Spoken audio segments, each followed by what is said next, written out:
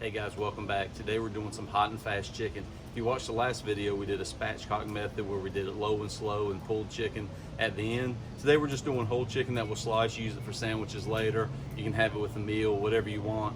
We're going to want to get that crispier skin, which is why we're running at the hotter temps, probably 3 to 325 today, which is another reason I'm not using the water pan today. I'm going to put the foil balls in it instead of water, because the water pan serves as a heat sink. It doesn't do anything to help the meat. So we're going to do that. We're going to cover that in foil as well to keep any drippings from getting down in there making a mess. The smoke we're using today for our flavors is hickory and maple. We're going to combine those two, try to get as much flavor as we can. And speaking of flavor, what we're doing as well is I brined it overnight. So I used a Meat Church bird bath brine. It's been in the fridge all night since about 10 p.m. last night. And then I'm also making an injectable, and I'll show you how to do that. And we're going to inject that meat with even more flavor. We're also going to use a Meat Church rub. I like their stuff, not endorsed by them. They don't even know I exist, but I love their stuff. It's affordable, easy to use. Like any rub, you just dump it on what you're cooking, but it tastes really good. I've had no dishes I've cooked with it that tasted bad. So we're going to go from there. We've got the B&B lump charcoal in the chimney. We got B&B set up in the smoker in the minion method, and we're going to add the wood a little later this time. Usually we add it on the front end because we're not too far behind. I want that smoke really there when we add the chicken, so we're going to wait till we get up to temp, throw that wood on there, let that smoke get rolling, and then we're going to add the chicken. So let's go inside, take a look at the chicken, make that injectable, and get ready to cook. Okay, real quick before we do the other stuff, the coals were ready to be dumped, so they're in the middle now. They're getting ready to catch on when there, and you can see the difference with the water pan. So those aluminum foil balls are in there and the water pan's just covered. So we'll set this right on top, and we'll add in the grate, get the temperature checked, and then we'll add the chicken later. Okay guys, here's our chicken. As you can see, it's all nice and brined up. So what I'm gonna do is take it out of the bag in the sink, drain all the fluid out, then I'm gonna rinse that off and put it over here on the cutting board and just kind of pat it dry. Then we'll work through making the injectable, get this thing flavored up, get it rubbed, get it injected, get it ready for the heat. Okay guys, we've got 2 tablespoons of butter melting over low heat. You don't want this stuff to brown, you don't want it to get nasty, it'll boil over quick. So you just want to go nice and slow. This has just been going for a few minutes. I've got on my stove it's set to about just between the 2 and the 4. We're gonna make that injectable so that we can put this inside the chicken.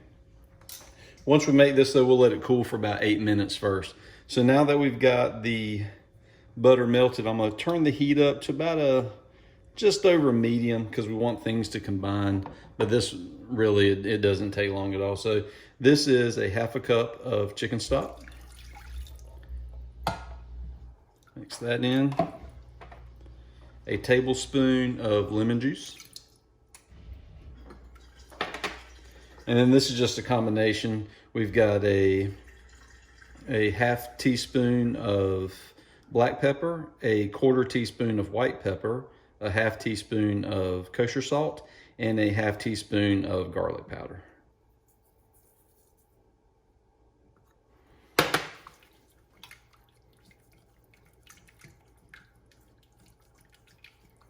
So just mix all that together, let it combine, let it come together, let it come up to temp.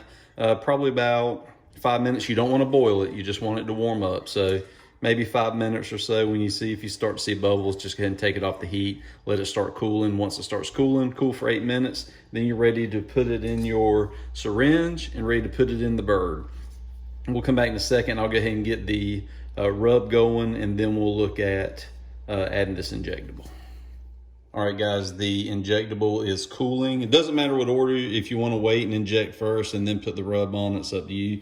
I like to put rub on top and inside the chicken. So what I like to do is get my hands in here and separate this skin from the meat.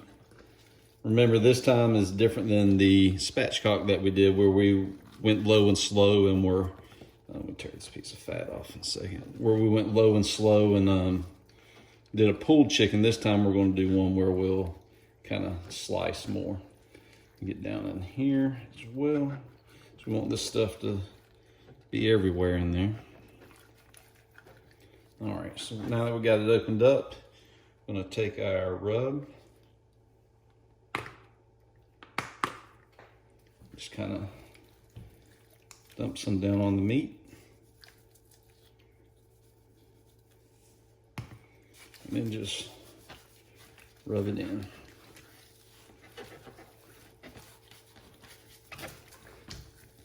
Stand the bird up a little bit. Some down line on each side so we can get it down into those legs and thighs.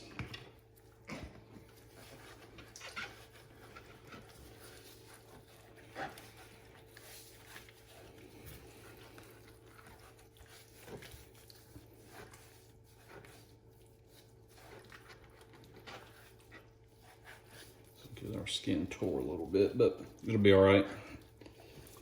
It happens.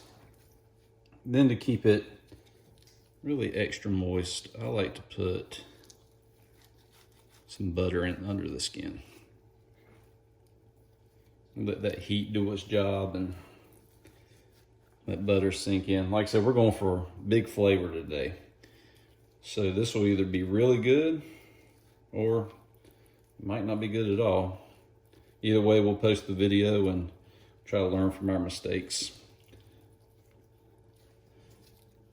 I promise I do not claim to be a professional, otherwise I wouldn't have tore the skin like that. Oh well. So from here, I'll put a little bit of olive oil on the outside. That'll just help the rub stick to the outside. Just rub that in, and then just sprinkle the rub on the outside of the chicken. Make sure we get the wings. Flip it over, same thing. A little bit of olive oil.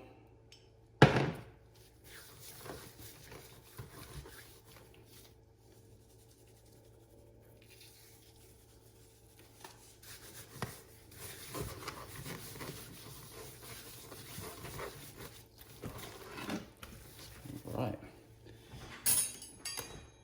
And like I said, for this one, we're standing it up. So I've got this handy item here to help us out. There we go. So when the injectable's ready, we'll be able to go ahead and just inject the breast and the legs and get ready and get this on the heat. The last time I checked the app, the iGrill, it's very close to 300 right now. So we'll get ready to add that smoke and be back in just a few minutes and we'll throw that injectable in. All right, so we've got our injectable in our syringe now. Just push it down into the breast, push some in, leave it around, push some in. Go to this one. I'm actually going to use a heat probe to hold this skin in place because my OCD will not allow me not to address that. So just going to have to deal with it. All right, let's go back to the breast. Inject in there.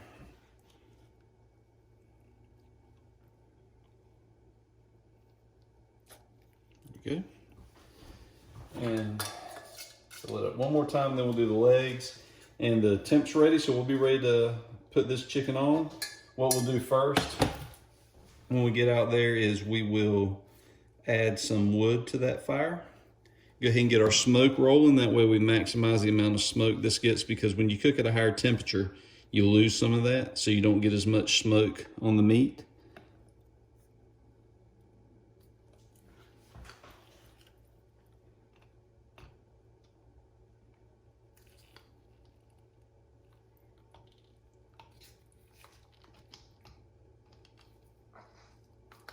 Okay, might as well just blast a little bit of this.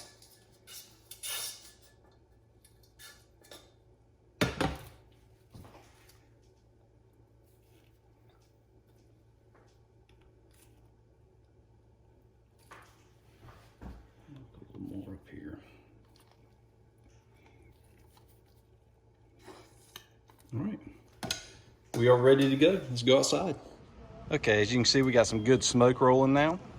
It's running a little hot, but that's all right. I've just closed down the vents. It'll adjust. But what we wanted was that heat plus this smoke coming out so that we still get that good smoky flavor on the chicken, even though we're going hotter and making it a little more crispy today.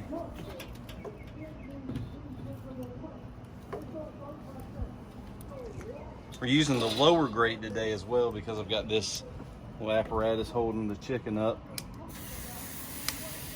Sit that down in there. Run this probe out.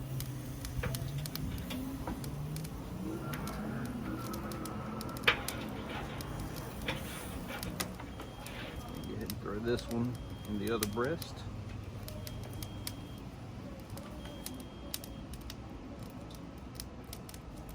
There we go. So we'll let this go. This is probably going to go 2 to 3 hours. We're going to just keep a constant check on that temperature, see what it does, and then we'll pull it off when it's ready. It should hit about 165. We'll probably wait to 170, and then we'll stick it in there wrap it, stick it in a cooler, let it rest, and it'll be ready to slice. Okay guys, temp says it's ready. This will be the first look I've had at it in about 2.5 hours is what it took. Temp stayed steady between about 305 and 315. I didn't work on spiking it or anything, so let's take a look at what we got. And it looks pretty good.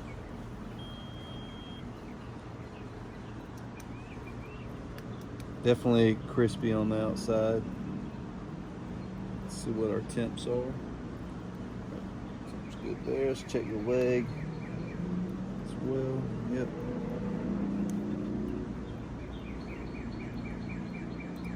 Yeah, we're where we want to be. Okay. So what I'm gonna do now is take this off, wrap it in foil, and then rest it for about 15-20 minutes. Since we're doing it this way, it doesn't need a long rest like we would with pulled chicken. So I'll take this over to the tin foil and get it off the rack. You see where some of the skin separated back there, but overall, pretty good color. Nice and juicy, still dripping. Looks really good.